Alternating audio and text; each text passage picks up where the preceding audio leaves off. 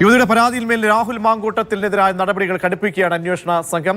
Crime branch സംഘം നിലവിലെ ടീമാണ് ഈ അന്വേഷണവുമായി മുന്നോട്ട് പോകാനുള്ള നീക്കത്തിലേക്ക് എത്തിയിരിക്കുന്നത്. ഈ സംഘത്തിനൊപ്പം കൂടുതൽ ഉദ്യോഗസ്ഥരെ കൂടി വിപുലപ്പെടുത്തും എന്നാണ് അറിയിപ്പായി വരുന്നത്. ഇപ്പോൾ തിരക്കിട്ട നീക്കങ്ങൾ, കൂടിയാലോചനകൾ തിരുവനന്തപുരത്ത് നടക്കുകയാണ്. ഇപ്പോൾ ചാണ്ടി ഉമ്മൻ MLA പ്രതികരണം കേൾക്കാം.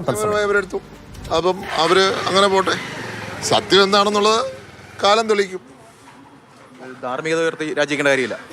ഞാൻ ചോദിക്കട്ടെ, ഈ നാടിനൊരു MLAയും മുഖ്യമന്ത്രിയും ഉണ്ടായിരുന്നു. 53 വർഷക്കാലം ഈ പുതുപ്പള്ളിയെ നെഞ്ചോട് ചേർത്ത് പിടിച്ച ഒരു ജനനേതാവ്. മലപ്പുറം ഇലക്ഷൻ്റെ പേരിൽ കേസെടുത്ത് ഞാൻ പറഞ്ഞിട്ടില്ല, നിങ്ങൾ പറഞ്ഞു കാണുമായിരിക്കും. ആ കേസ് എന്തായി? അതുകൊണ്ട് നിയമത്തിന്റെ വഴിക്ക് പോകട്ടെ, ബാക്കി വരുന്നിടച്ച് കാണാം. നമുക്കിപ്പം ഒരു കേസ് എടുത്തു എന്ന് പറഞ്ഞ് അതൊരു ഇഷ്യൂ തന്നെയാണ്. പക്ഷേ കോൺഗ്രസ് നടപടി എടുത്തിട്ടുണ്ട്. കോൺഗ്രസ് എടുക്കേണ്ട നടപടി കോൺഗ്രസ് എടുത്തിട്ടുണ്ട്. ഇതിന് കോൺഗ്രസിനെ പ്രതിരോധത്തിലാക്കാൻ ശ്രമിക്കുന്നതിന്റെ കാര്യം എന്താ? അതേസമയം കോൺഗ്രസ് നടപടി എടുത്തു, പക്ഷേ രാഹുൽ രാജിക്കണ്ടേ? കോൺഗ്രസ് നടപടിയെടുത്ത് കോൺഗ്രസ് അദ്ദേഹത്തെ പുറത്താക്കിയിട്ടുണ്ട്, മാറ്റി നിർത്തിയിട്ടുണ്ട്. ഇപ്പോഴും പ്രചാരണത്തിൽ സജീവമാണ്.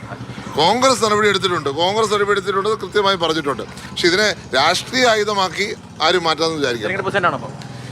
രാഷ്ട്രീയ ആയുധമാക്കി ആരും മാറ്റാൻ ശ്രമിക്കട്ടെ.